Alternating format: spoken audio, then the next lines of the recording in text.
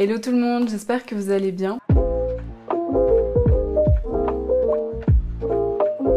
Je suis trop contente de vous retrouver aujourd'hui dans cette toute première vidéo, j'allais dire de 2023, mais en fait non, c'est faux, puisqu'il y a eu une vidéo le 1er janvier 2023, donc pour la deuxième vidéo de 2023. Mais bon, puisqu'on est quand même toujours au début de l'année 2023, j'avais envie de vous faire une vidéo sur 5 choses pour être en bonne santé cette année. Personnellement, ce sont 5 choses que j'ai mis en place durant l'année 2022 et que je vais continuer à mettre en place et à améliorer même durant cette année 2023. Alors très sincèrement, je ne pense pas que je vais révolutionner votre connaissance en matière de santé. Néanmoins, je me suis dit que ça pouvait être pas mal que je vous fasse un petit récapitulatif des non négociables de cette année 2023 pour garder le cap sur votre santé. Vous verrez, ce ne sont pas des conseils très compliqués ni très coûteux, ce sont juste des habitudes à prendre, mais une fois qu'elles sont prises, je vous promets qu'elles vous changeront la vie sur le long terme avec l'effet cumulé. C'est vraiment la base des bases cette année à ne pas négliger. Si vous parvenez à les suivre tout au long de l'année, la plupart du temps, eh bien vous mettez vraiment toutes les chances de votre côté pour être en pleine santé cette année. La toute première chose à faire se situe bien évidemment au niveau de l'alimentation.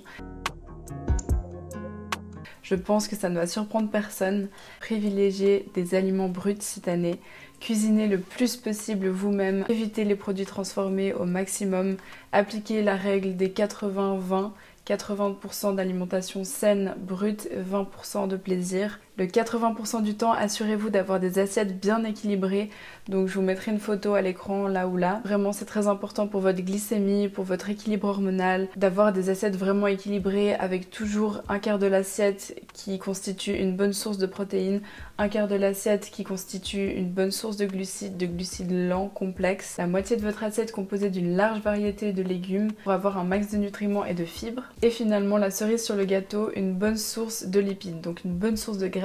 Ça peut être des noix, toutes sortes d'oléagineux, ça peut être de l'avocat, ça peut être une bonne dose d'huile d'olive, d'huile d'avocat, de chanvre, de courge, de lin, tout ce que vous voulez. Et vraiment, allez-y, hein, soyez généreux. La deuxième chose à faire cette année, c'est de vous complémenter. Je sais qu'on dit beaucoup de choses et son contraire sur les compléments. Pas mal de personnes pensent que s'ils ont une alimentation équilibrée et saine, ils sont capables d'avoir tous les nutriments et les vitamines nécessaires. Je ne suis malheureusement pas de cet avis. Je pense qu'aujourd'hui, la qualité de nos fruits, de nos légumes, de nos aliments bruts n'est tout simplement plus la même qu'à l'époque.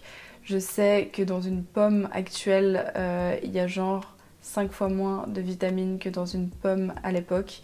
Je ne sais pas, je dis un chiffre comme ça au bol, mais c'est juste pour vous donner une idée. Ma maman, qui est micronutritionniste depuis bientôt 15 ans, effectue des bilans d'analyse chez tous ses patients et malheureusement tout le monde est carencé. Elle n'a jamais vu personne n'ayant aucun complément à prendre. Alors je sais que face au large choix de compléments, les gens sont un petit peu perdus. En fait, j'aimerais beaucoup faire un guide qui regroupe tous les compléments, pourquoi, pour qui, pour quand, quelle marque, dans quel cas les prendre, pendant combien de temps, quelle est vraiment la base des bases si on n'a pas beaucoup de budget mais qu'on souhaite se complémenter, parce que je vous le dis, je vous le promets, et j'ai vu tellement la différence sur moi-même, j'ai entendu des échos par rapport à des amis, par rapport aux patients de ma maman, ça change la vie et c'est vraiment plus que nécessaire. Je pense notamment à tous les oméga 3, 6, 9, je pense au magnésium, je pense au zinc, je pense à la vitamine C, je pense aux probiotiques, tout ça pour votre énergie, pour votre forme physique, pour votre sommeil, pour votre immunité, surtout le système immunitaire, c'est très important pour éviter de tomber malade 8 fois par année. La vitamine D aussi qui est très importante, surtout en ce moment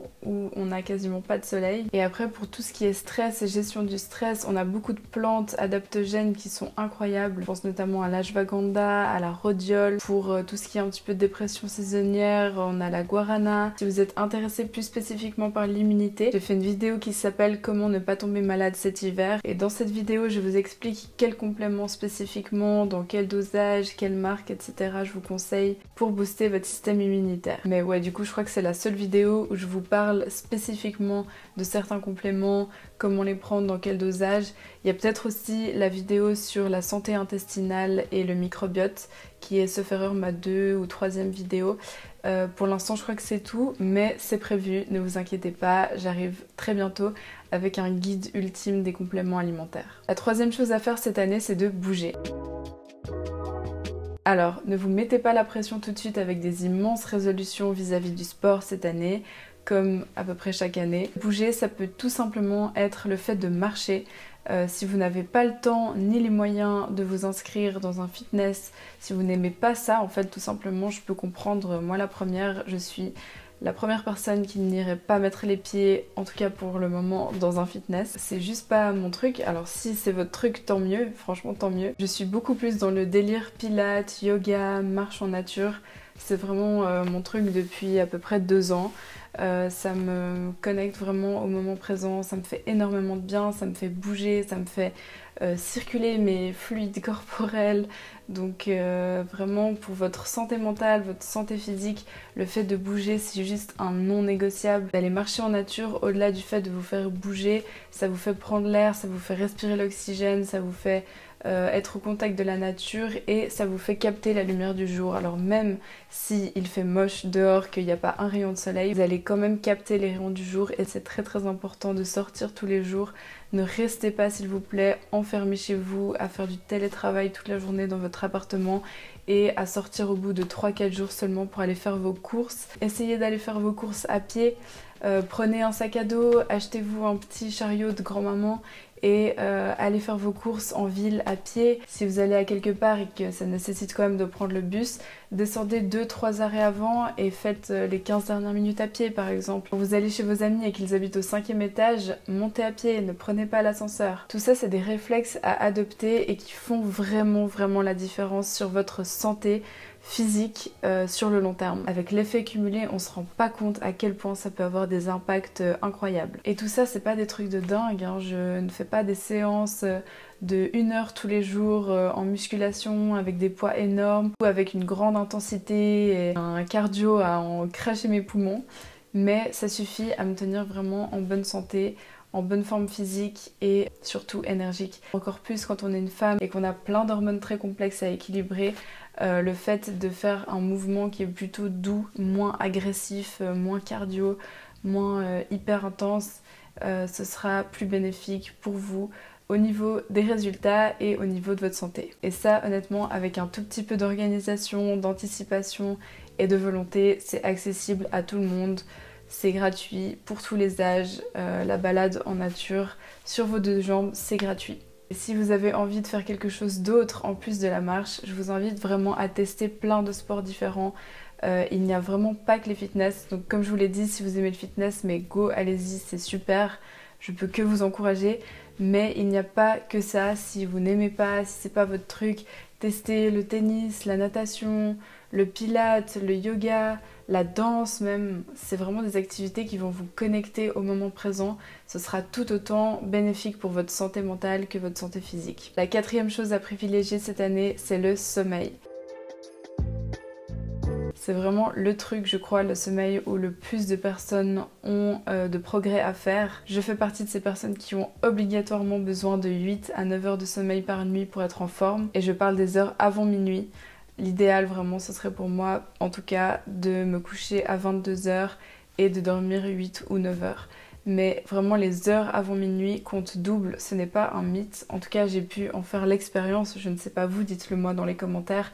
Mais si je dors 8 heures de minuit à 8 heures du matin ou si je dors 8 heures de 22 heures à 6 heures du matin, je n'ai absolument pas la même énergie et la même récupération le lendemain. Le sommeil, vous le savez, je ne vous apprends rien pour l'équilibre hormonal, pour l'énergie, pour la santé, pour la récupération du sport, juste pouvoir avoir l'énergie de faire tout ce qu'on doit faire en tant qu'humain lors de nos journées quotidiennes, c'est juste essentiel. Pour la prévention des maladies, pour la guérison des maladies, c'est juste un non négociable. Et finalement, la dernière chose à faire en 2023, c'est de prendre soin de son environnement.